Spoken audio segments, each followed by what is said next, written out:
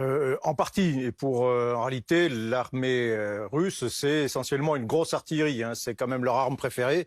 Et ce qui se passe actuellement, c'est qu'ils l'utilisent en priorité plutôt que leurs unités de combat.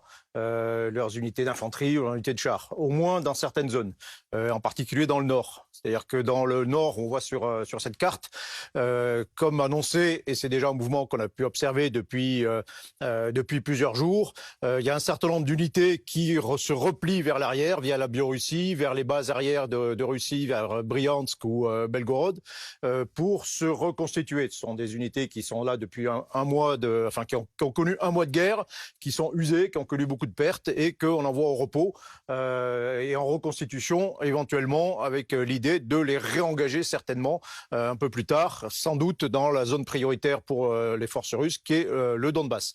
Donc le dispositif, les Russes n'ont jamais dit qu'ils quittaient la zone. Le dispositif se réorganise, se réarticule, les forces s'enterrent, elles utilisent, comme on l'a dit, plutôt leur artillerie pour essayer de freiner au moins les contre-attaques ukrainiennes. Il en est sensiblement de même un peu dans le sud, où là, la situation est un peu différente parce que les forces russes sont déjà un peu en limite de capacité, elles sont beaucoup moins nombreuses que dans le nord. Et en revanche, l'activité continue dans le Donbass. On continue la pression, on continue les attaques petites, difficiles, limitées dans le Donbass. Le problème majeur est bien sûr à Mariupol.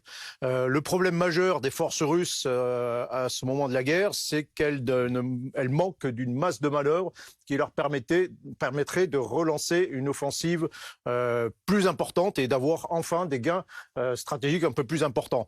Et donc cette masse stratégique, elle peut venir des forces qui sont à Mariupol actuellement une fois que la ville sera prise, mais ça va prendre encore un peu de temps et ces forces elles-mêmes seront très fatiguées, sont très largement usées, et de ces forces qu'on a récupérées un peu ailleurs, mais là aussi ça prendra du temps avant de le réengager. Michel Goya, j'ai bien compris qu'en fait on n'a pas un repli en tant que tel, mais des forces en gros qui sont en train de se reconstituer. Juste une question, que sont devenus ces 60 kilomètres de chars qui étaient à quelques encablures de Kiev et dont on a parlé pendant des jours et des jours?